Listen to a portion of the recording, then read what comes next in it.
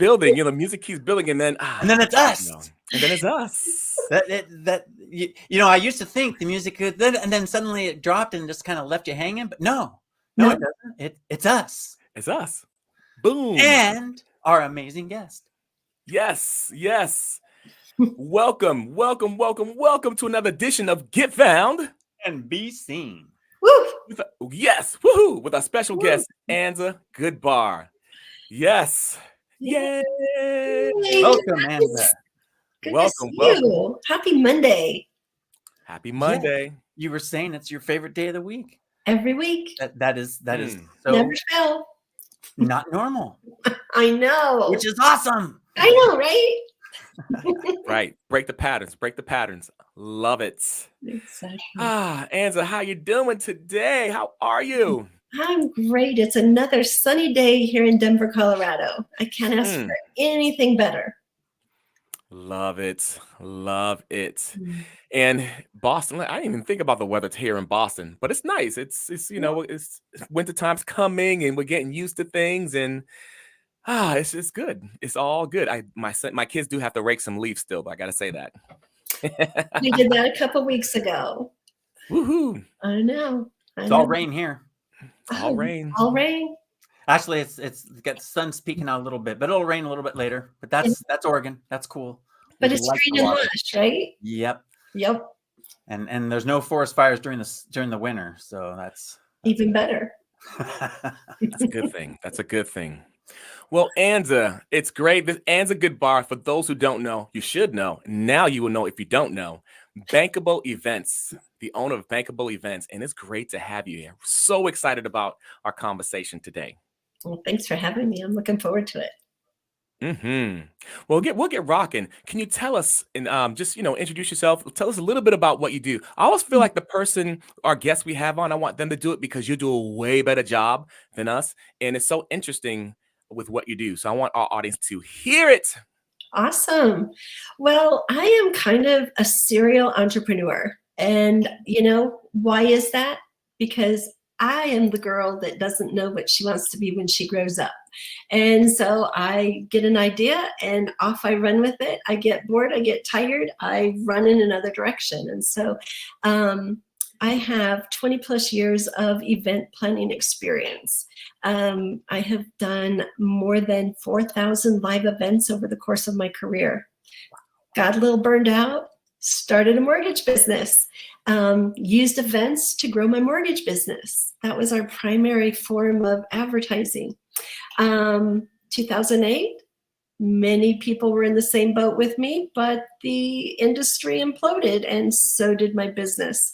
And so it was like, what's next? So that got me into the world of online businesses and growing online businesses and helping other entrepreneurs, especially startups, grow their own online business, build their brand, build community, use their book, if they have a book, to turn that into income generating opportunities, which ultimately we hope will lead them into doing some sort of live event. You guys know that live events, just like this one, is the best way to be found and be seen, right? You build your credibility, you build your brand, you build your audience. People get a taste of what it's like to work with you. And so that's what we do in a nutshell. We work with people from virtually every industry. I work with authors and coaches and consultants, people in the service industry, people who sell products. There is no industry that cannot benefit from hosting some type of live event to help grow their business and their presence. Love that. And I saw what you did right there. So it's the way to get found and be seen. Woo! Come on now. I know, but it's the truth, right? It is the truth. It is the truth. It is the truth. I love it. It's so, and that's what kind of I think about when I think about you. I think about live, and just you're. It's like you're so kind and you're so warm, but you have an energy that's so live about you, and it's so cool to see. And it's funny, Monty. That kind of reminds me of being an artist. Me being an artist, it's like, well, I love doing this, but it's easy to get bored of this, and so I got to keep. When you talked about not growing up, like, hey, when I grow up, this is how I want to be. That's me. Really? Monty, Are that's you a me. Gemini? I'm like, right. That's a That's great Carl question, and I are just Monty. like that too. Yeah. And yeah, I'm still in that phase. What am I Me going to too. do? When am I going to grow up? No, I don't know. Let's forget about that part. What am I going to do? Yeah. Yeah. You know, and the beautiful thing is in the industry that we're in, we can continually reinvent ourselves, right? We can see a need and we can shape and shift into what we need to become in order to fulfill that need. And that's what I love about being an entrepreneur is all of that flexibility and the creativity and the limitless possibilities that are available to us. Limitless, yes. Limitless. I know. And people better keep up.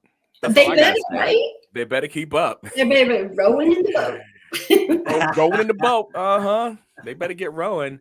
Oh, That's it's so inspiring what you do because people need it, especially at this time. You know, coming out of COVID, right. and live events are hot again.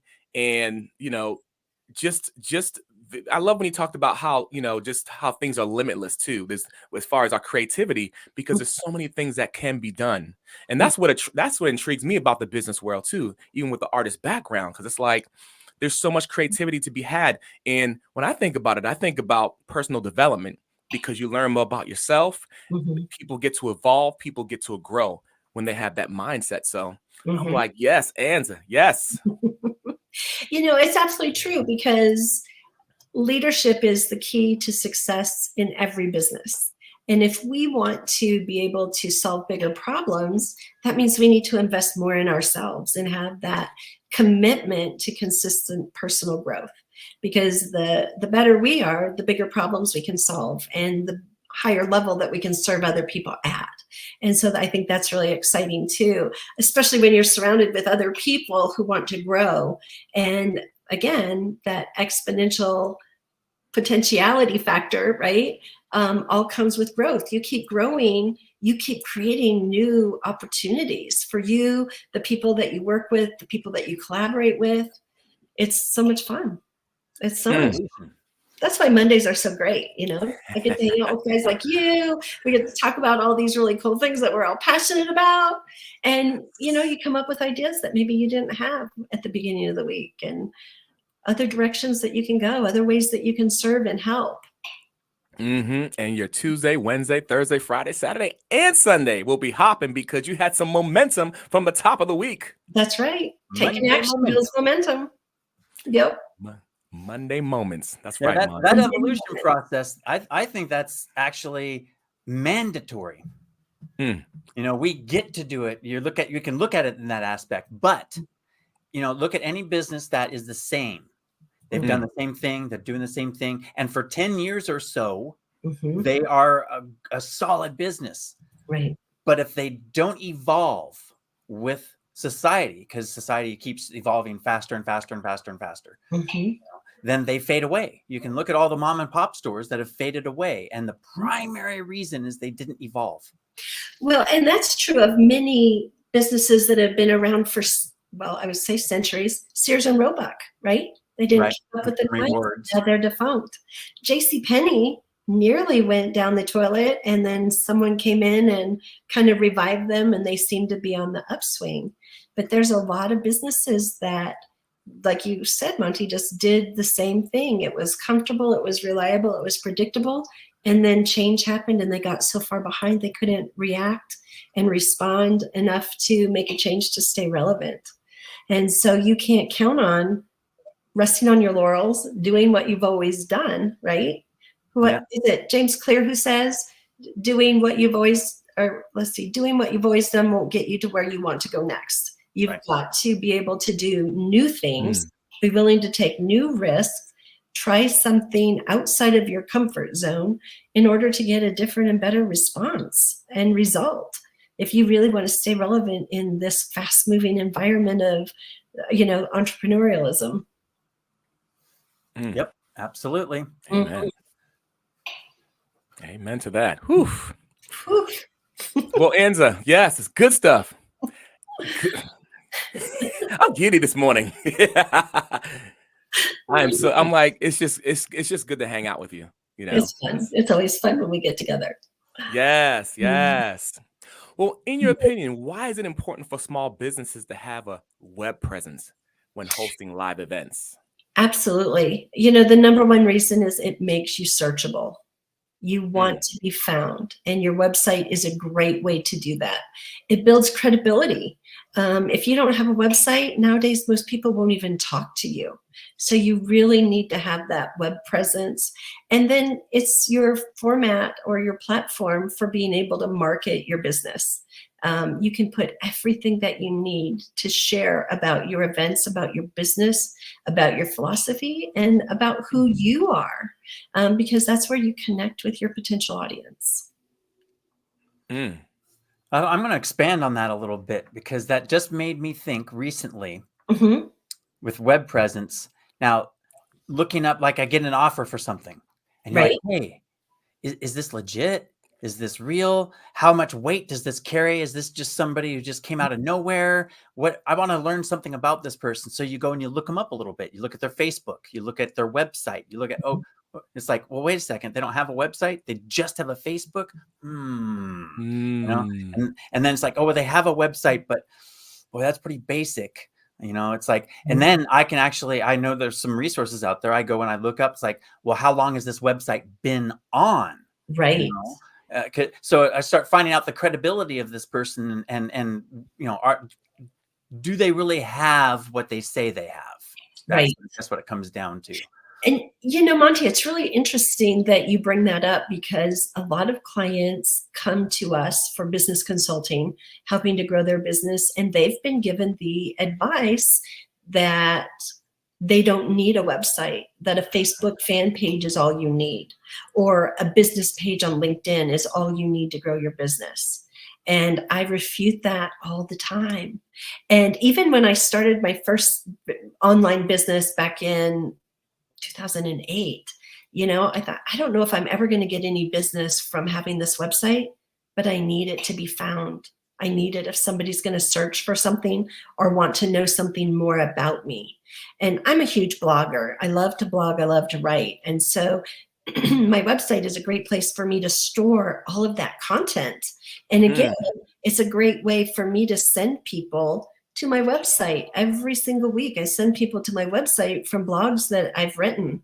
They get information about new blogs that have come out and old blogs that did really well. I keep sending people back. And it's always driving traffic to my website. And so they might not be going to my site for events. They might be going about some business tool I'm sharing or a business strategy. But while they're there, most often they're going to look at another segment of my business and they're going to go and they're going to find out about events. They're going to find out about speaking. They're going to find out about business growth. And so it's a really great way to be able to share more of what you do without always talking about all the things. You can bring people in based on that one thing that they might be looking for, but they may have other needs that they didn't think about until they come to your site and they see, oh, she could help me do that. I didn't know that. We need to have a conversation. And so it really draws people into your realm of expertise and how you can serve them. Websites. And so it's the resource you can control. It is. So your Facebook group, your Instagram, your LinkedIn profile, all of that could potentially go away based on factors beyond your control. And yes, you can start over from scratch in those circumstances. But if you have a website with backups and your content in a secure location, it doesn't matter what happens to your website. You can get new hosting, put your new website up, and it can be the same material, and you can continue where you left off, rather than starting all over again or losing everything. You're right. And, there were, I don't know, I want to say it was 18 months, maybe 24 months ago, Facebook locked up and went down. And all of my clients were panicking. They're like, that's where my audience is. That's where everybody is. And I was like, that's a huge mistake. You need to own your own data. Like you said, you need to have a platform that you're in control of, because you don't know when these platforms are going to go away or if they go down and crash. You don't want to have all of your eggs in one basket, for sure. Yep. Yeah. Yeah. Snaps. I got to give the snaps. Love it. Snaps.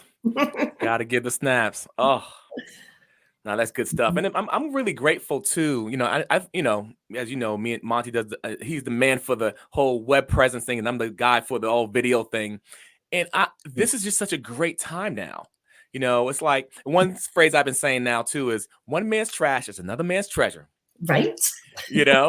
And because a lot of people don't value the whole web presence thing or the video thing even. And we get a chance to do that all the time. Personal presence. We get a chance to do it all the time. And I love how you talked about how people can know more about your business, but they also can get that influence from you. And because when people, let's admit it, when people purchase from you, they buy you, that interaction with you, that experience from you. Absolutely. So that's rich. So hey, we'll do it. We'll keep doing it. And glad we had, this is a perfect time to have it too. Exactly. Well, Anza, what are some effective strategies or methods that small business owners can use to create a web presence for their live events? How do they go about doing that act? Sure. Well, one of the first strategies, and this is something I fail at all the time, because I don't use my phone to look at websites most of the time. I forget to make it mobile friendly. So when you're setting up your website, make sure you're setting it up for mobile first and then desktop second. It's so much easier than going through and doing website and trying to make it happy on your mobile devices. So I think I read a thing, and Monty, you're probably going to know this stat better than me, but like 82% of people who look at your website look from their mobile devices now. Now it depends. I have to point out that you need to look at your market, because if you are, if your target audience is 50 plus and on Facebook, then they are probably looking on a computer more than on a phone. Interesting. And I have a variety of websites with statistics that tell me specifically that exact website and which pages and which devices, not only if it's a computer, but which web browser they're using, and there's some things that I see that are the opposite. They're 80% desktop and less phone. So it's good to know your target audience. Right. But for the most part, yes, we're going more and more mobile.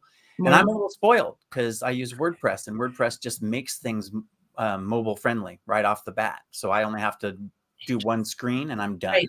And you're done. Yeah. Oh, good to know. Yeah. Well, that's another conversation. Another conversation. Anza,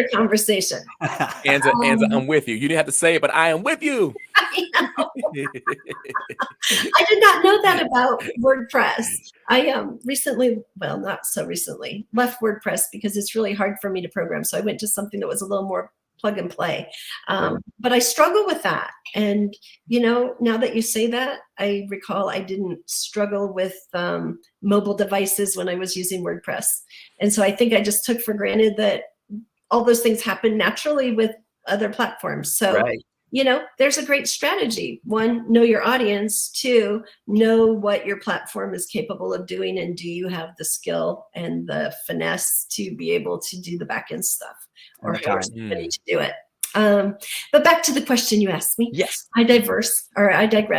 You want to make sure that if you host multiple events, that each event has its own page. Or that you at least have like a calendar page. Hey, here's upcoming events so people know what's going on, but don't try and sell everything just on one page. You want to give all of the sunshine and spotlight onto each individual event.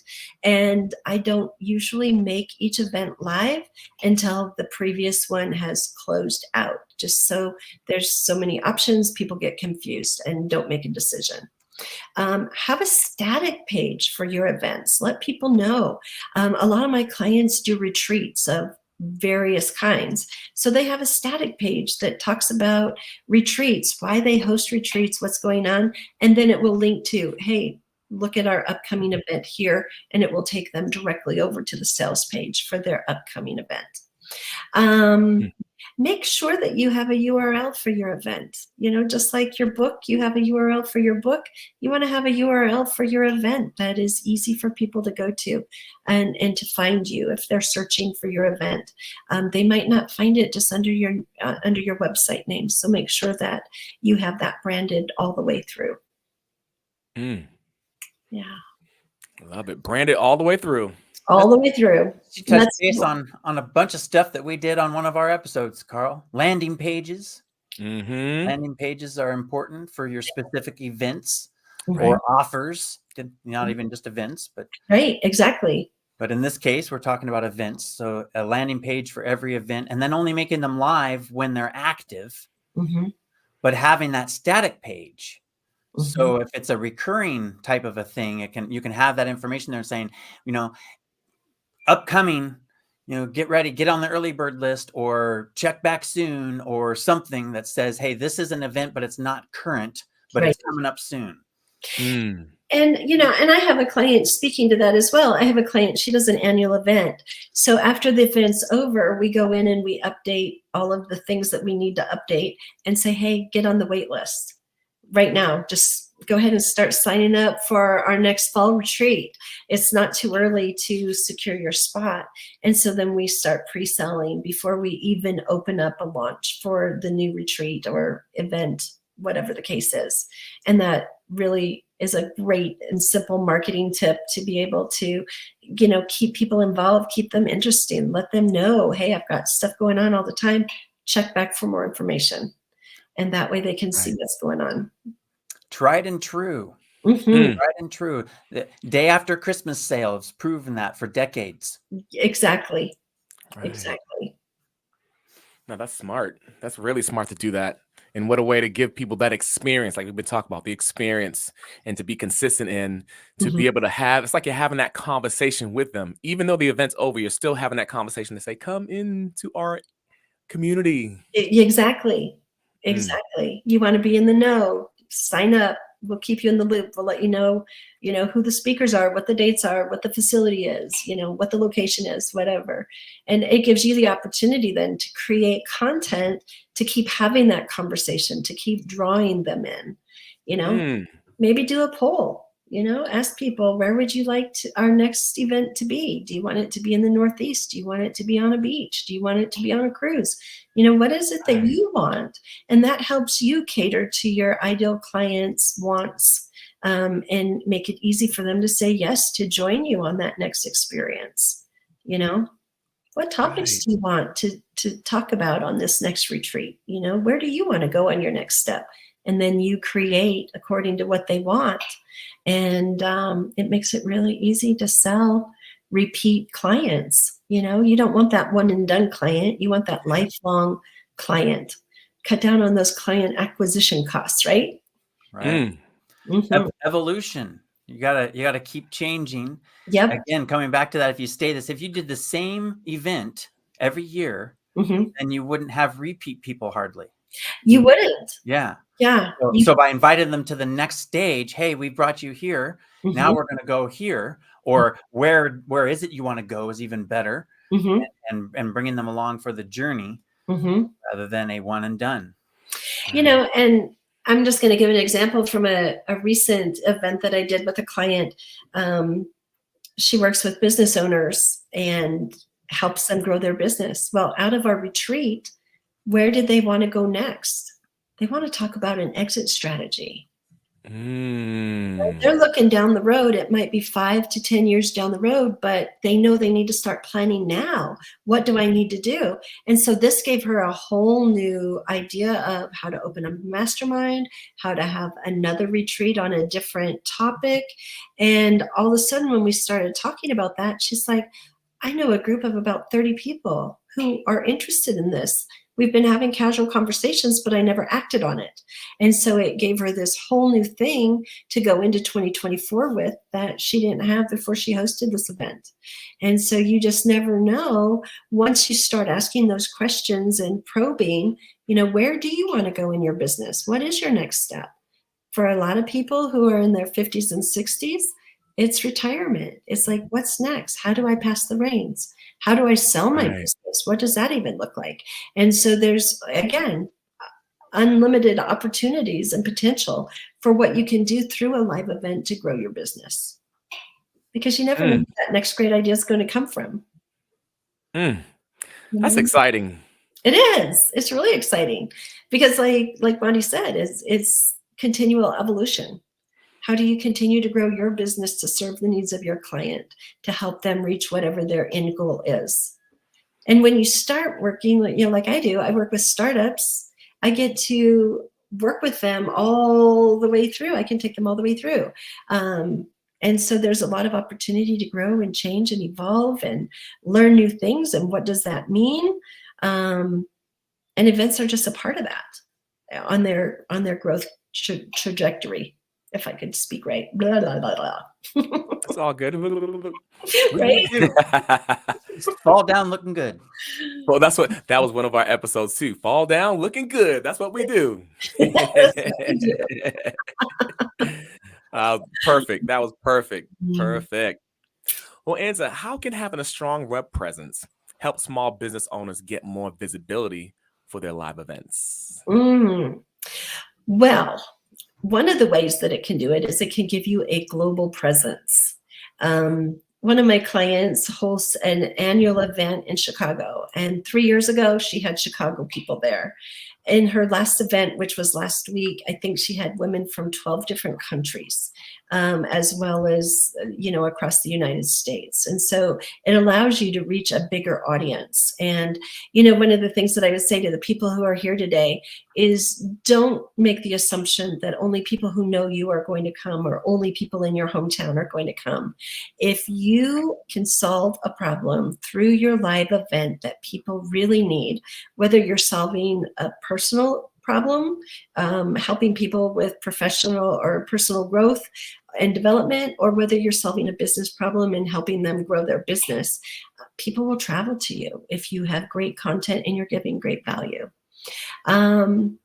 Also, you get to collect information from people who sign up for information, so you get to market to them, not only for your current event, but for other products and services that you offer that also could be a great tool for them, because they may not be able to travel internationally to come to your event this time. Maybe they found out about it a week before, but maybe they're going to come to your next event in 6 months down the road.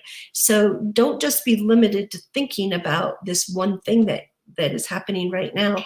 Think globally about how you can serve them and how they joined your site.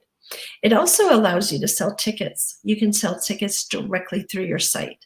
And I recommend doing that over selling tickets through Eventbrite. I had a recent client who was hosting a local event, and they really wanted to go through Eventbrite. Lots of people went to Eventbrite and didn't sign up. They didn't get the feel for who my client was. They didn't get a feel for what the event was all about, because Eventbrite is very limited in what you can offer and share. And so it really gives you the opportunity to share the full experience. It's in your branding colors. It's in your language. You can add photos and pictures. It makes it easy for people to say yes. And it allows you to engage with people right through your site. So you're opening up that line of communication immediately with people. If they have any questions about the event, they can ask with your chatbot or reach out to you through a form or through the email, whatever it is that you set up. So you make communication super easy, and you make it easy on yourself for being able to follow up with people who've reached out. And that's really the key, right? It's a communication tool is what your website is. You want to be able to communicate easily and effectively and create that flow.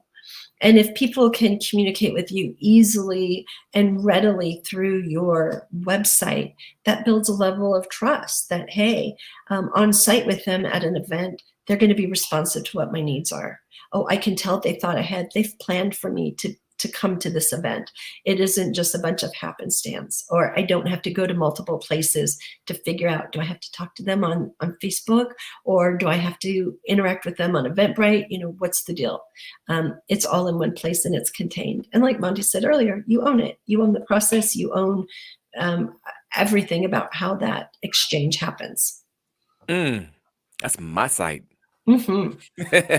So here's a neat thing while Anza was talking, that it kind of realized, it coalesced. It's like, okay, Monty is talking about web presence and your website and your web presence, and that's important. Mm-hmm. And that funnels down to Carl talking about your personal presence, Right. and how that builds rapport with people. Mm-hmm. And Anza takes those two things and says live events are the way that these come together and amplify the whole result. I like that. That's Yes. my word. That's my recent word is amplification, amplifying results. Yeah, I love it. It's replaced the whole synergy thing. I'm just talking about, well, let's not calculate. Synergy requires some kind of mathematical equation. Amplify is just a multiplication. Just multiply once. Amplify. Amplify. Snap. And I tell you, I'm a fan of the whole full experience thing. Let me tell you, if I go to the movies, this is an analogy. If I go to the movies, I need to see the beginning, the middle, and if it's a Marvel movie, the outtakes in the end. Right? We were talking about that last night. I think of that way back when of Ferris Bueller's Day Off. Oh, wow. And the outtake on that one was one of the first ones that I ever was introduced to. And that made me from evermore. I would wait until the lights came on. Yep. Yes. Because you walk away like, wow, I want more. Yeah. Or I'm full. Either something like that, you know? Yeah. And that's so important to give the full experience. The clients deserve that. They do. Customers deserve that. They do. And not only that, but it gives you clarity so you know exactly what it is you're providing and delivering. So it helps you make good on your promises when you're really clear about it and you have it spelled out. And so I think it helps hold you accountable to what you say you're going to do. And it really builds the trust level on the client's part to say, yeah, they have thought about these things. I'm not going to be surprised when I show up. These things are going to be provided, or I'm going to walk away with this takeaway, or this experience, or, you know, these networking opportunities, whatever it is that they're seeking. Yeah. Right. I love that. I love that. I tell you, out of this whole episode, that's my favorite thing right there. That experience. Experience. That's what we're all seeking, right? User experience. Yes. When I'm talking about websites, it's user experience, but other areas, it's still experience. Still experience. Some kind of experience. Yeah. Love it.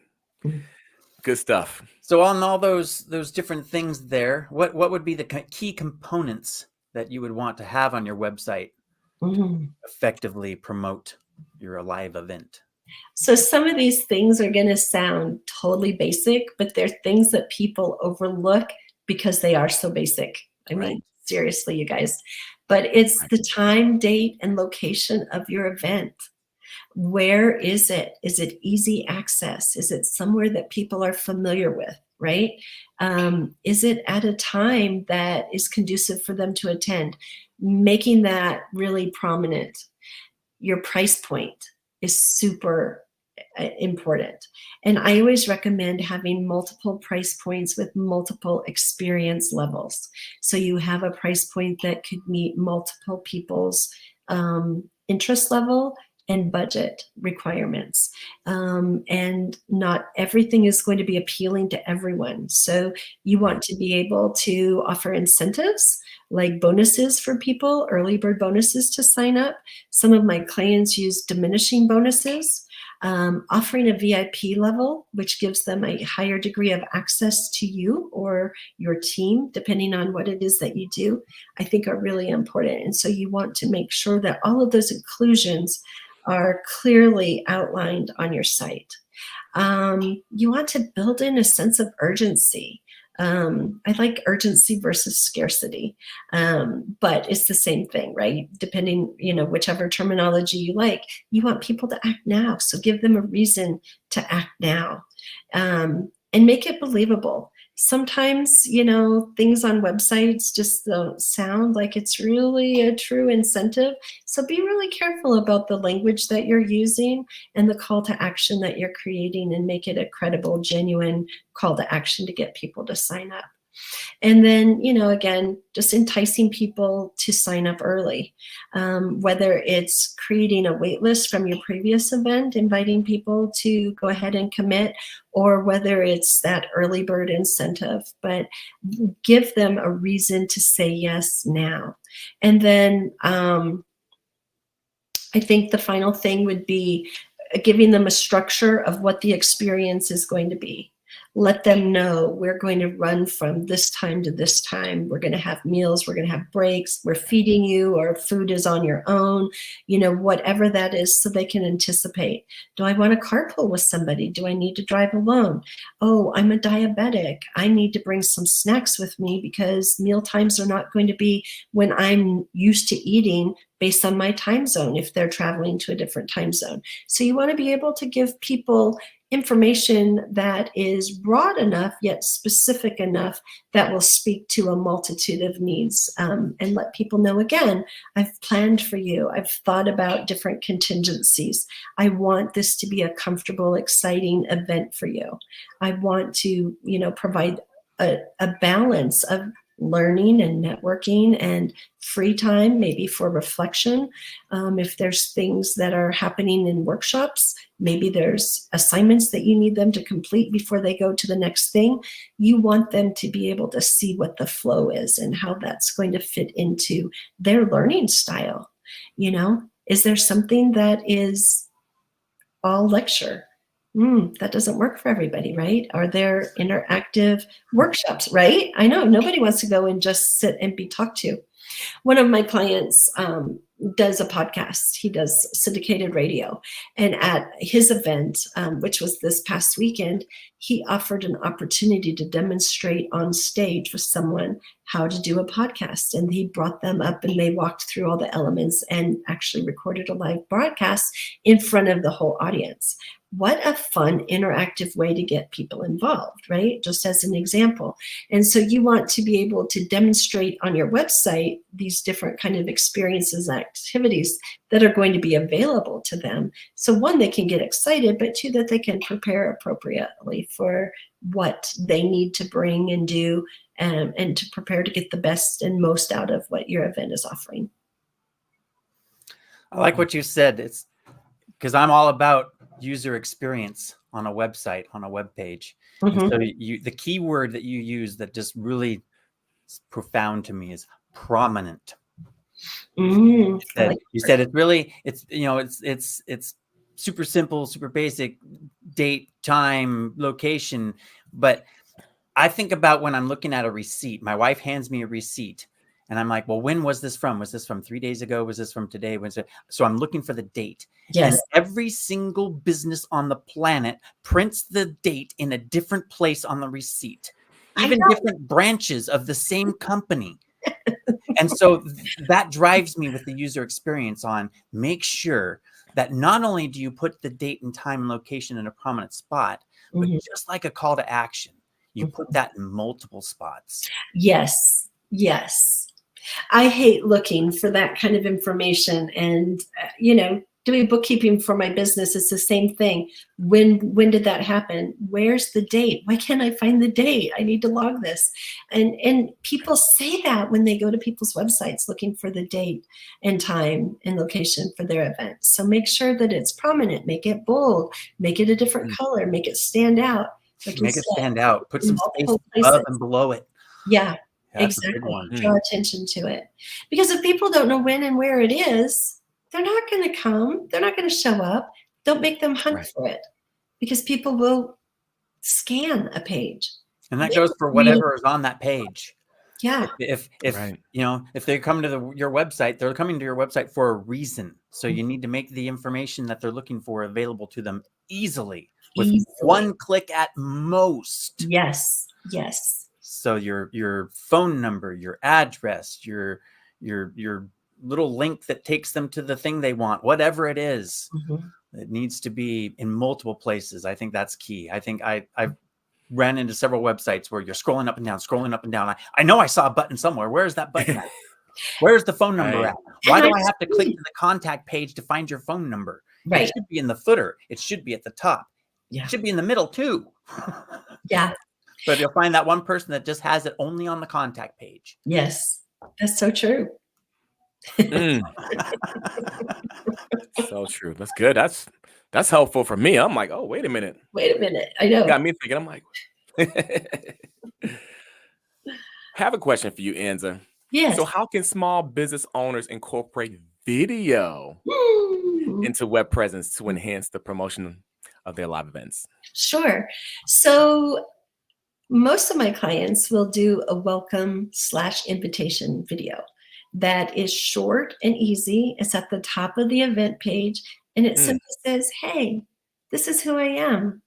This is what I'm doing, and I would love for you to be there and join me. 30 seconds, 90 seconds max, you've got it done. And it helps them see your personality. It helps lift your event up off of the page.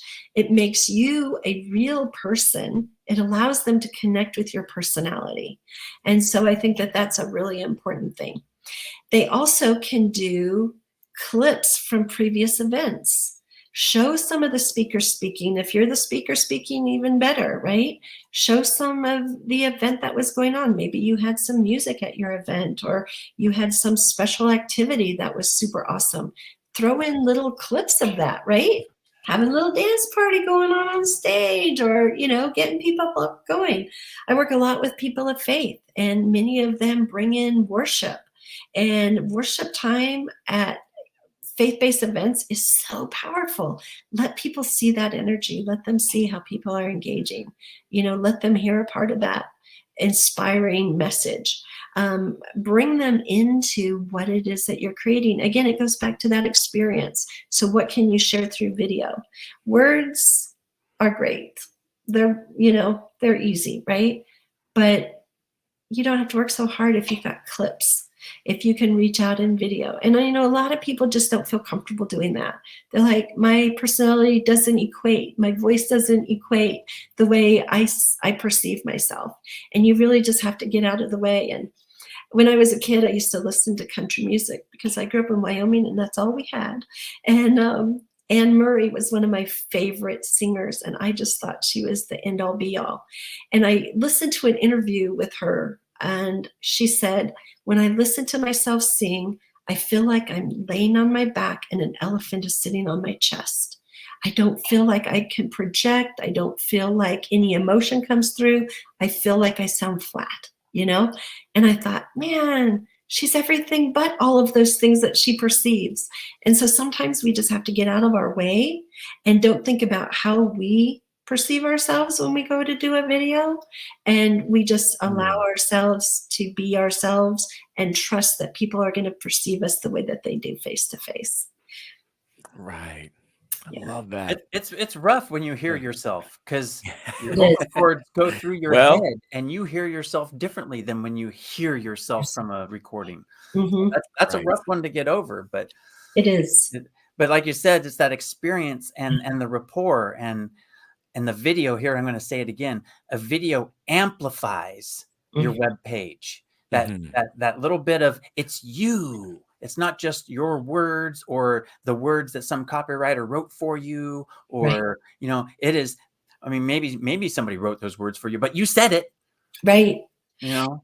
Well, you know, and I think another thing is oftentimes, and I'm guilty of this too, I want it to be perfect. I don't want there to be a stutter. I don't want, you know I do this thing when I'm thinking, I look up to the left and it's like, oh yeah, yeah.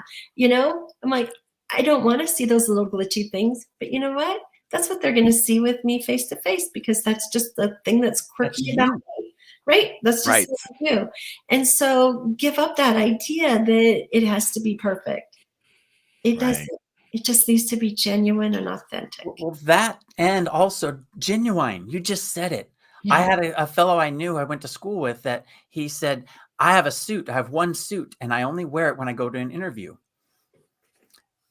So how uncomfortable does he feel in that suit? Well, let's move beyond that. Let's look at the perception of the people who are hiring him.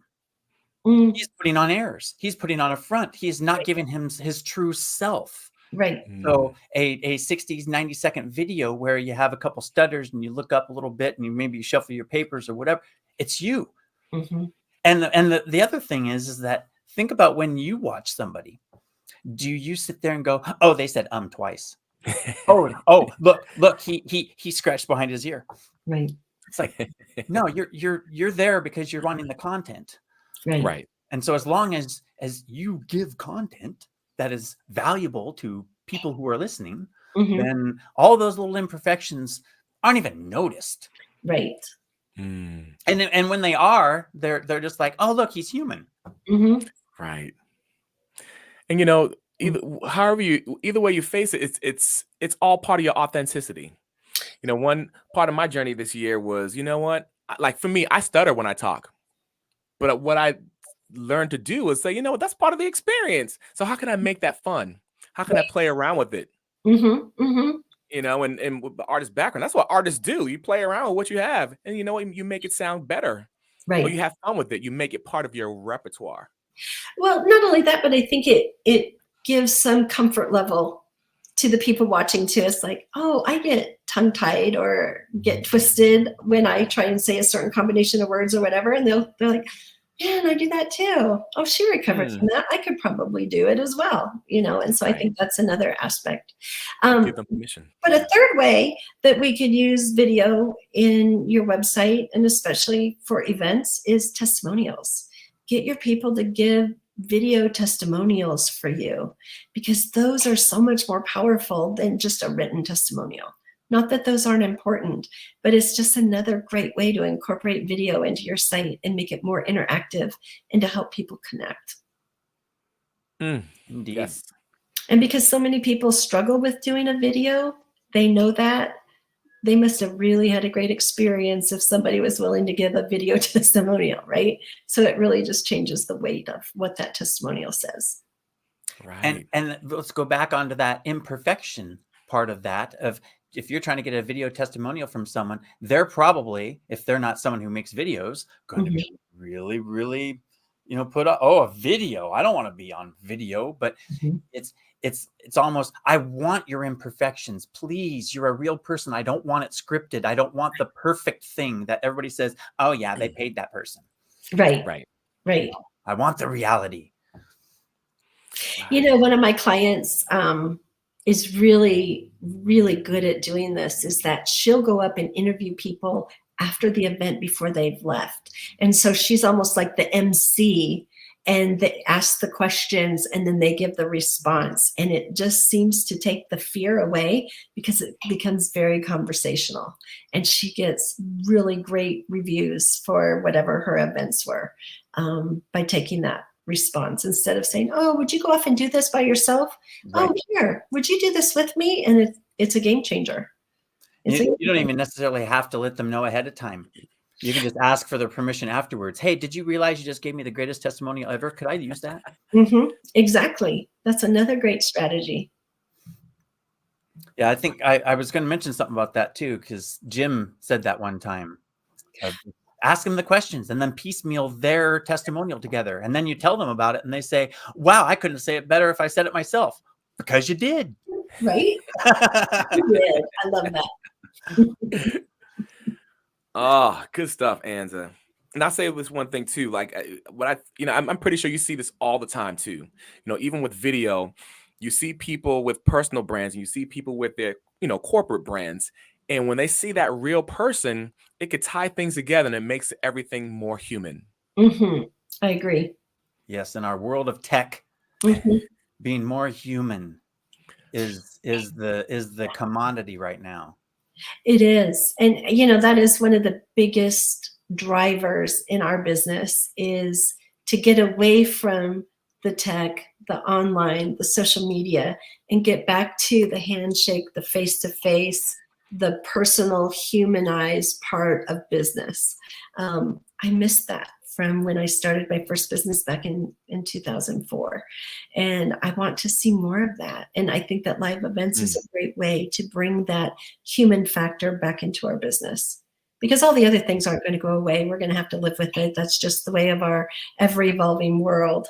But I think if we're really cognizant about keeping that human element prominent and fresh, that is a great draw for people, because I think that they really want that too. They want that human connection. They want that personal touch. And in many instances, technology cannot fill that need that we have in the human experience. Yep. Yeah. Very true. Right on. Well, Anza, so if one is thinking, you know what, how can I get started with this whole web presence thing and this whole video thing, what would you recommend? Well, the first thing would be get clear on what it is you want to create and who you are creating it for. One of the biggest mistakes that I have that help people overcome is not knowing who their ideal avatar is and believing that everybody under the sun is their potential client. And while if you're selling pins or widgets, that very well may be true. But if you're hosting events or selling coaching or consulting, you need to have a very specific idea of the problem that you're solving for a very specific person. And so I think finding that clarity before you get started, hosting an event, building a website, creating a landing page, that's the number one step that you really need to take before you'll find success. Love it. Love it. That is super helpful. Monty, that's such a great human touch. I think I should give you a high five. Uh-oh. Wait. Because on what we've discovered is on my screen, Carl is to my left. Wait, to my left. Wait, no, he's to my right, but on my screen it's the left. Oh. But on his screen, I'm on the other side. Yeah, so I don't know. We're just interesting. Well, we're still. Oh, there you go. Whoa. Anza, there you go. Give me a high low five. I'm going towards Carl, but on my screen, Carl's going the same direction as I am. Yes. On my screen it is too. You guys are like, ooh. That was kind of cool. I like that.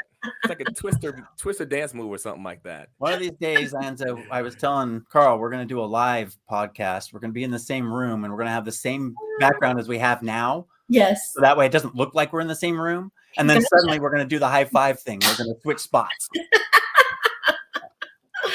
You guys are too much. Yeah. We're trying. We have fun. We're trying. We're doing it. We're having fun. If we anything, are having fun. If anything, we're falling down looking what? Good. And if one wants to find you online, where can they go to say, look, I need to figure out this whole live events thing and figure out how to get a good web presence with it too. But where do I even start? Where can I go? Where can they find you? You know what? They can search me by my name, Anza Goodbar, and anzagoodbar.com forwards directly over to Bankable Events. But I just make it easy. You can find me on Instagram, LinkedIn, Facebook, my website, all under Anza Goodbar. See, with a good web presence, all you do is you just search Anza Goodbar. Right. And then you take your pick of which thing you find. That's right. That's right. Make it nice and easy. Yes. Awesome. And links will be in the comments. Woohoo. Well, Monty, I think this is good. There you have it. I think, did I leave anything out? Oh, we covered it pretty good. And anything that we didn't cover will just be for our next episode because we got to have Anza back. Anza, we need to have you back. We didn't even get to all the questions, but this was just a rich interview. Oh, so much fun. Thanks for having me, guys. Thank you. Great. Start your Monday off well. Yes. That's right. Yes. Love it. All right, everyone. Cool. Bye for now. See you later. Next time.